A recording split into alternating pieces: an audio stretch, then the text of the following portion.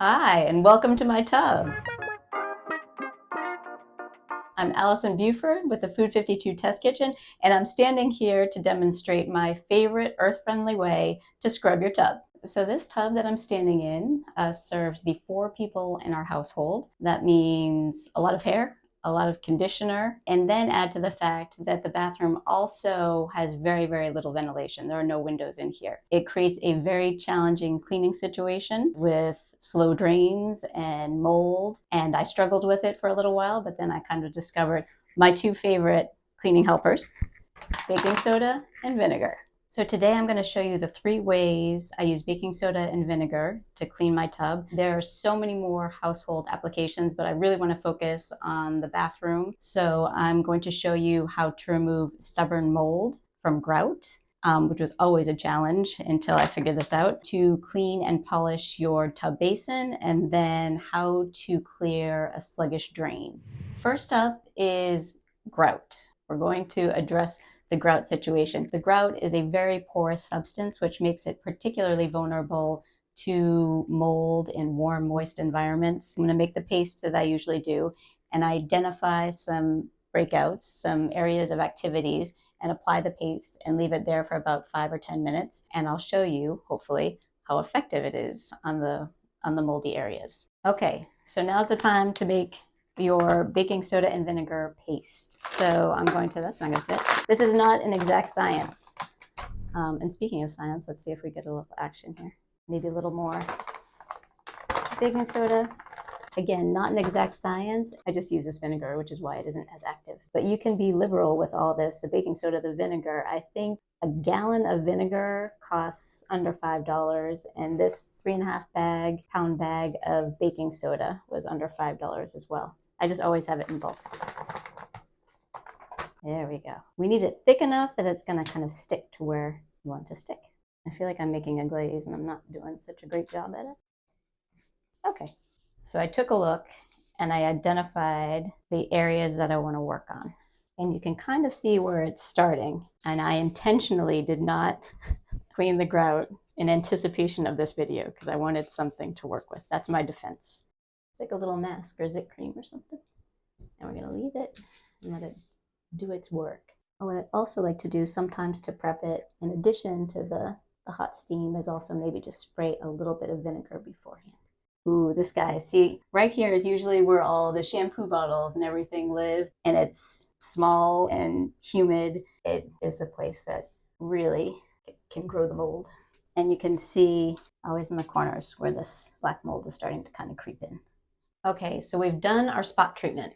I realize that could be a little fussy for some, but really that's meant for like real problem areas that might have been growing for a while and you're trying to attack. What I generally do for maintenance is I have my little grout tool here and the same paste, but then you can just kind of do specific areas, maybe spray with vinegar. Vinegar is wonderful for this because it is an antifungal. I'm starting to come clean right now. That's exciting. You'll notice that it keeps the mold at bay for much longer, and vinegar is much more effective at treating mold than bleach. And I even wore my black shirt because, just to show you how confident I am, no risk of bleach stains here. I said zit cream before. This looks more like Jolene cream bleach. Jolene cream bleach, which if you know, you know, but that's what it reminds me of. Okay, so while we're waiting for all of this to work, I'm just going to move on to the tub, spray it with a little vinegar, sprinkle baking soda, maybe spray some more vinegar, and let it do its magic right there. I don't know if you can see, this is the before, and it's not dirty, but it's not as white and shiny as it can be. There it is, and hopefully you'll be able to tell the difference afterwards. So here we go. This is the fun part. Loud spray bottle.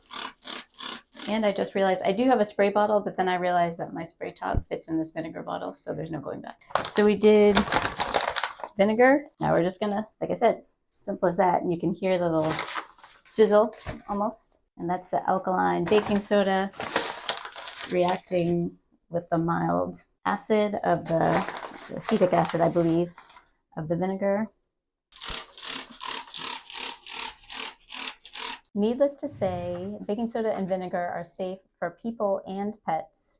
It might produce a strong vinegar odor at first, but it does dissipate quickly, and we wouldn't be able to hang out in this tiny bathroom with any toxic fumes produced by bleach or other commercial cleaners. If you really don't like the smell of vinegar, you can add some essential oils maybe to your spray bottle. I just find that it masks the smell. At the end of the day, it does smell like vinegar, but what I do is I just light a candle when I'm all done cleaning, and it works with other smells in the bathroom, so why not this one?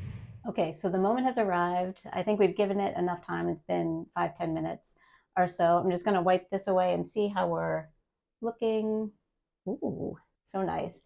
And again, I don't think you can really appreciate it because we weren't able to get on video that kind of orangey mold that had been accumulating. You can kind of see it on the brush, but that's what we were getting off as well.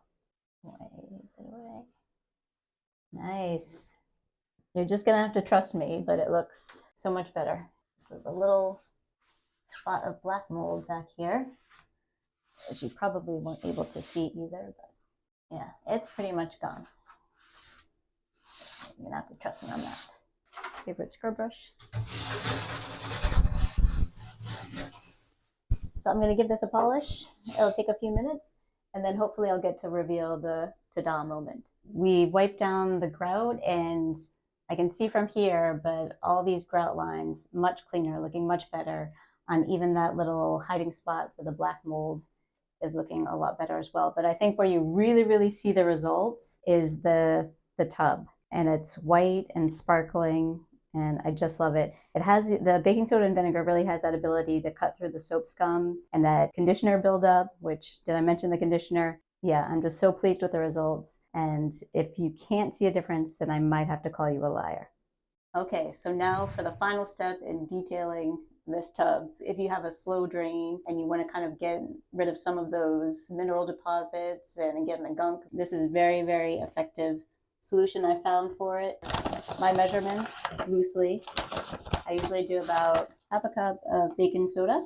Get it in there. It doesn't have to be perfect. Really, it's not so much about the measurements, but the ratio. You pretty much want to do a 1-to-1. We'll do half a cup of vinegar, and this is where you get the science experiment. And then we're going to cap it up.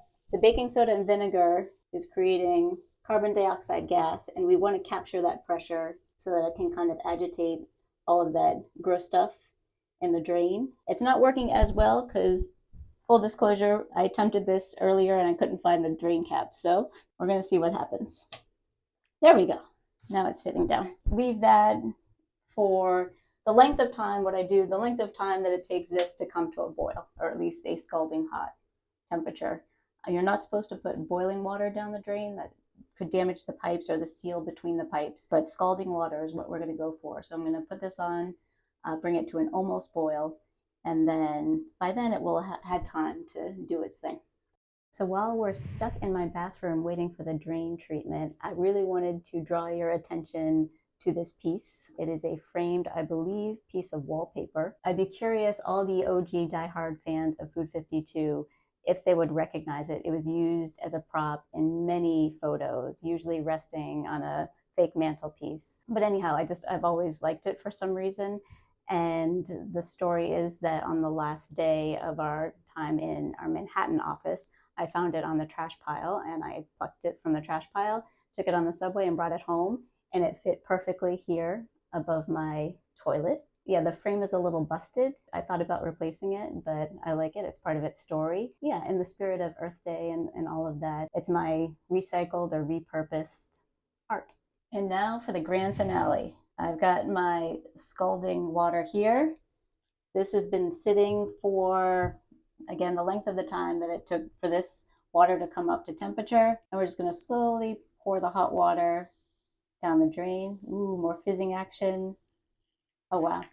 Some of you may not have plumbing as slow and as old as ours, but this is good activity here. Very satisfying, and obviously less toxic than any commercial drain cleaners. I've never liked having them in the house anyhow with kids. And there you go. Thanks for spending this time with me in my tub. I hope you get a chance to try at least one of these tips, and I hope you have success with it. Let me know. I encourage everyone to try it, and happy Earth Day.